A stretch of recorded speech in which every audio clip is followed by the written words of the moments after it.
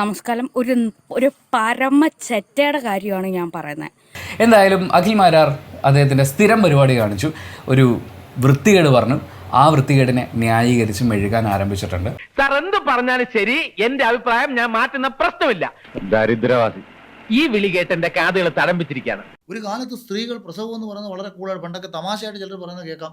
ചേലനക്കി നായയുടെ ചിറുനക്കി നായെന്ന് കേട്ടിട്ടേ ഉള്ളൂ. ഇപ്പൊ കണ്ടല്ലോ, ആ സ്ത്രീ അവള് പ്രസവിച്ചിട്ട് പോയിരുന്ന് ആ 2 കിലോ അരി ഇടിച്ചു അവിടെ വെച്ചിട്ടുണ്ട്. ആ ഒലയ്ക്ക് അങ്ങോട്ടൊന്ന് ചാരി വെച്ചിട്ട് അപ്പുറത്തെ മുറി പോയി കുഞ്ഞിനെ പെറ്റിട്ടിട്ട് ഇപ്പുറത്തേക്ക് വന്നിട്ട് അമ്മായി ഒരൊറ്റ ചോദ്യ, എന്താണ് ആ ബാക്കി നെല്ലും കൂടെ ഞാൻ കുത്തണോന്ന്. അപ്പൊ ഇത്ര നിസാരമായിട്ട് സ്ത്രീകൾ വളരെ എൻജോയ് ചെയ്തിരുന്ന ഒരു പ്രോസസ്സിനെ ഇവിടുത്തെ കുറെ ആശുപത്രികളും വന്ന് പക്ഷെ ഒരേ ഒരു വ്യത്യാസം എന്ന് പറഞ്ഞു കഴിഞ്ഞാൽ അഖിലിന് ബോധമില്ല എന്നുള്ളതും ബാക്കിയുള്ളവർക്ക് ബോധമുണ്ട് എന്നുള്ളതുമാണ് ആ വ്യത്യാസം. അത് നിങ്ങളോട് എനിക്കൊരു ദേഷ്യമില്ല, വിവരമില്ലായ്മ ഒരു കുറ്റമല്ലല്ലോ. അതെ, എനിക്കിതിനകത്ത് ഒരു സെന്റൻസ് എടുത്ത് പറയണമെന്ന് ആഗ്രഹമുണ്ട്. അണ്ണൻ വളരെ നന്നായിട്ട് എഴുതുന്നുണ്ട്. ഇനി പരിപാടി തുടർന്ന ഈ പറഞ്ഞതിന് വേറൊരു അർത്ഥം ഇല്ലേ? വയറ്റിൽ വളരുന്ന കുഞ്ഞിന്റെ ജീവിതം തകർത്തു, എന്റെ സൗന്ദര്യം തകർത്തു, ഇനി നാശത്തെ പ്രസവിച്ചാൽ എന്താകും എന്റെ ജീവിതം എന്ന ചിന്തയുമായി ജീവിക്കുന്ന സ്ത്രീ രൂപങ്ങളുമായി ജീവിക്കുന്ന നികൃഷ്ട ജന്മങ്ങൾ. ഇത്ര മനുഷ്യത്വം ഇല്ലാണ്ട് എങ്ങനെ പെരുമാറാൻ കഴിയണു? എനിക്ക് സഹതാപമുണ്ട്. രോഗം വരുന്നതിനേക്കാൾ നല്ലത് പ്രതിരോധമാണ് എന്ന വിഷയത്തിന്റെ പ്രാധാന്യം പറയുകയാണ്. അപ്പൊ എന്താ ഗർഭിണി ആവാതിരിക്കണോ? അല്ല, ഗർഭം വരുന്നതിനെക്കാട്ടി നല്ല ഗർഭിണി ആകാതിരിക്കുന്നതാണല്ലോ. പിന്നെ ഈ നോർമൽ ഡെലിവറി എന്നത് ഇന്ന് കാണാനില്ലാത്ത അവസ്ഥയായെന്ന് പറയുമ്പോൾ ഒരു കാര്യം ചെയ്യും, ഓരോ ആശുപത്രിയിലും ഓരോ ദിവസം വെച്ച് പോകും.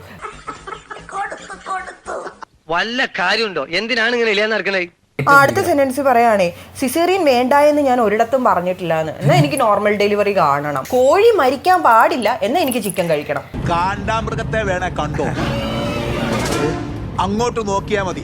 നിങ്ങൾ എന്നെ ആക്ഷേപിക്കുന്നതിലൂടെ, നിങ്ങൾ എന്നെ ആക്രമിക്കുന്നതിലൂടെ ഇവിടുത്തെ മറ്റൊരു മാഫിയക്ക് വലിയ രീതിയിൽ കേരളത്തിൽ പിടിമുറുക്കാനുള്ള ഒരു അവസരം കൂടിയാണ് നിങ്ങൾ സൃഷ്ടിച്ചു കൊടുക്കുന്നത്.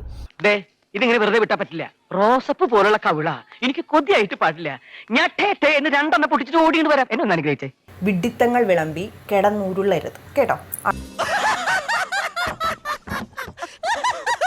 പണ്ട് ആരോ പറഞ്ഞു കൊടുത്തിട്ടുള്ള വിവരക്കേടുകളൊക്കെ അലങ്കാരമായി കൊണ്ടു നടക്കുന്ന കുറെ വിവരമില്ലാത്തവന്മാർ നമ്മുടെ നാട്ടിലുണ്ട്. പക്ഷേ വിവരമില്ലാത്തവർക്ക് പറഞ്ഞാൽ മനസ്സിലാവില്ല. എനിക്ക് വിവരമുണ്ട് എന്ന് മറ്റുള്ളവർക്ക് കൂടെ തോന്നണ്ടേ?